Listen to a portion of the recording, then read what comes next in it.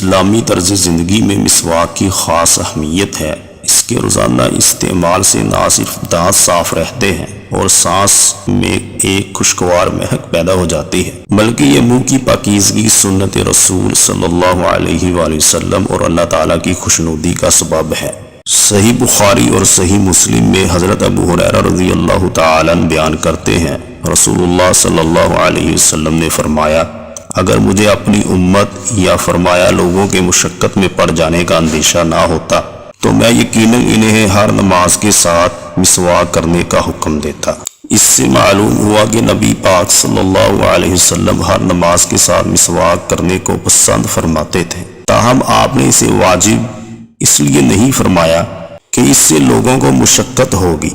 اس سے واضح ہے کہ آپ اپنی امت کے لیے غائب درجے شفیق اور مہربان تھے۔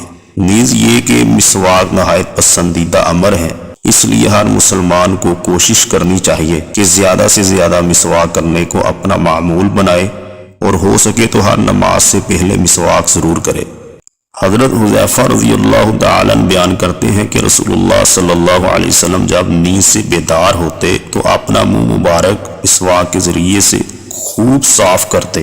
انسان جب سو کر اٹھتا ہے تو اس کے منہ کا ذائقہ بدبو کی وجہ سے بدلا ہوا ہوتا ہے، اس لیے نبی پاک صلی اللہ علیہ وسلم رات کو بیدار ہونے کے بعد خوب مسواک فرماتے تھے۔ ہمیں بھی اس سنت نبوی صلی اللہ علیہ وسلم کو اپنا معمول بنانا چاہیے۔ حضرت عائشہ رضی اللہ تعالیٰ عنہا بیان کرتی ہیں، نبی پاک صلی اللہ علیہ وسلم نے فرمایا، مسواک منہ کی پاکیزگی اور رب کی رضا کا ذریعہ ہے۔ مسواک کرنا بہت ہی عظیم عمل ہے اور اجر و ثواب کا باعث ہے۔